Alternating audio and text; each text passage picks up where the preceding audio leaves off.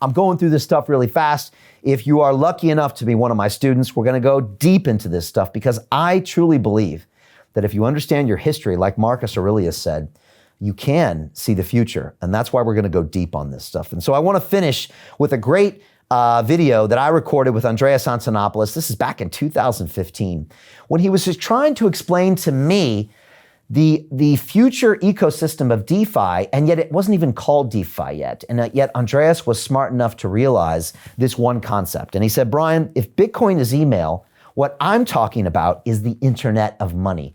And he was forecasting what DeFi would one day be, but I'd like you to hear Andreas say it right now. So here's a video from him back in the day. The easiest way to explain it is this. If you are introduced to the internet in 1992, you may make the obvious mistake of assuming that email is the internet. And for a very long time, email and the internet are indistinguishable. It's not until 95 that the web comes along.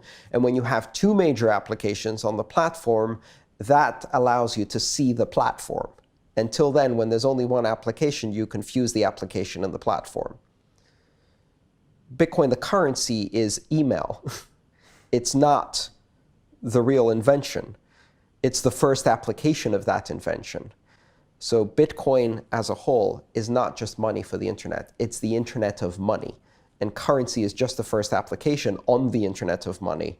And there is a whole set of applications that we can build on top of that.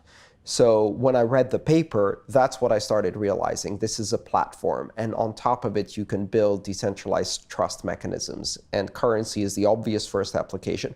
And that alone is huge. Don't get me wrong, it's absolutely huge, but it's not even the beginning. And again, I love watching these old episodes with Andreas, because when you look at the perspective he had back in 2015, 2017, 2019, which is the years we had him on, you can really see what then became the future. So it's great to see that you actually can predict the future by knowing the past. And Andreas saw this coming a mile away. He knew that Bitcoin was just a currency in what would become a financial system. And he knew we needed a backbone, which would be Ethereum, that everything could be programmed on. DeFi, which stands for Decentralized Finance. This is a $9 trillion per year marketplace. I want to talk about our brand new DeFi Academy. Our first program is called the DeFi Accelerator, and we have been absolutely inundated with applications from around the world. I'm going to be talking about how you can profit from what I'm calling the greatest dislocation of wealth in human history. Decentralized finance is already revolutionizing the world of finance. You just don't know it yet. I'm going to talk about the difference between DeFi and cryptocurrencies. There's a big difference. I want to go into how to trade the markets. It takes a lot of discipline. It takes emotional discipline. It takes intelligence. It's not an easy thing to do. I'm looking for a small group of people who want to actively participate in this upcoming DeFi revolution. I'm looking for serious individuals only with real net worth who want to build this exciting financial infrastructure. I'm looking for partners, collaborators, investors, colleagues who want to join forces and create real value and generational wealth. If you're one of those people, go to londonreal.tv/DeFi and submit your application. Now you've got a chance. Life all comes down to a few moments.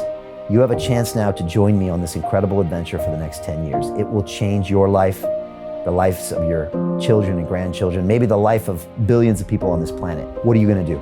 What's the choice that you're going to make?